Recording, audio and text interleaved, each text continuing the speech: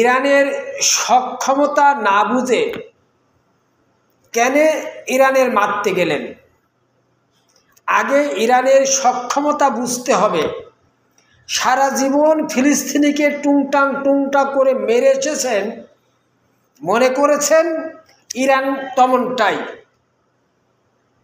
আজকে ইরানের লেজে পাড়া দিয়ে ইসরায়েলের যে অবস্থা হয়েছে, বড় বড় শহরগুলো একেবারে বিধ্বস্ত হয়ে গেছে।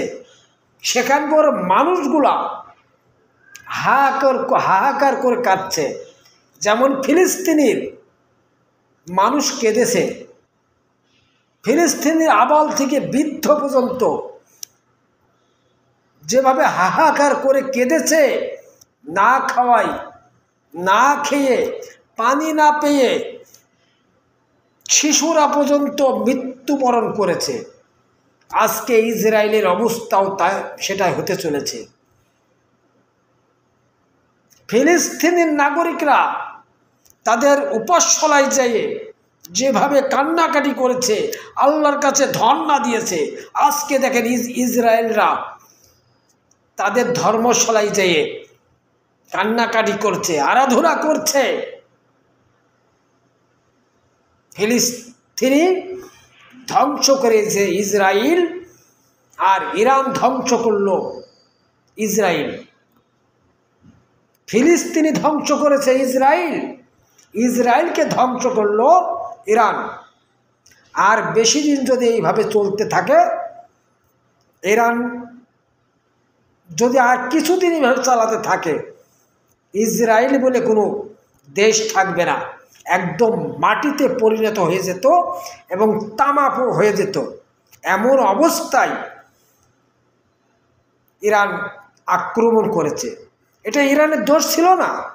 এই আক্রমণ, এই যুদ্ধে ইরানের বিন্দু পরিমাণ দোষ ছিল না। ইসরায়েল নাক বাড়িয়ে সিন্দুর নিয়ে ইরানের উপরে হামলা করেছিল। সেই হামলার মাত্র প্রতিশোধ নিয়েছে।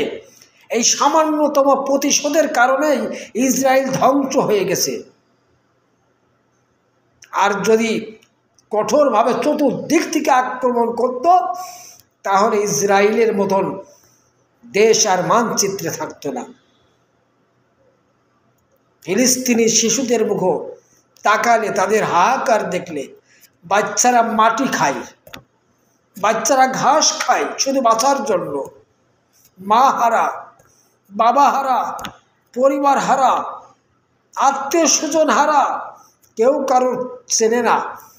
কে কোথায় মারা গেছে আল্লাহ ছাড়া জানে না। এমন অবস্থা করেছিল ইসরায়েল। এই হারামজাদাই নেতানিয়াহু মনুষ্যত্ববোধ, এই কুকুরের ভিতরে কোনো মনুষ্যত্ববোধ, কোনো প্রেম ভালোবাসা নেই। আজকে কেন বিশ্বের দরবারে মায়া কান্না দেখাচ্ছিস? আজকে কেন বিশ্বের দরবারে হাত পাচ্ছিস, যুদ্ধবিরতি ঘোষণা করছিস?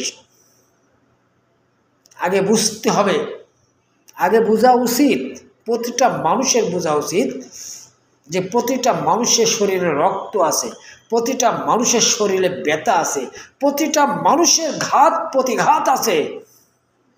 আজকে সুযোগ পেয়েই আপনি মার মেরে ধুলির সাথে মিশিয়ে দিলেন, কালকে আপনি মার খাবেন না, এর গ্যারান্টি কে দেবেন?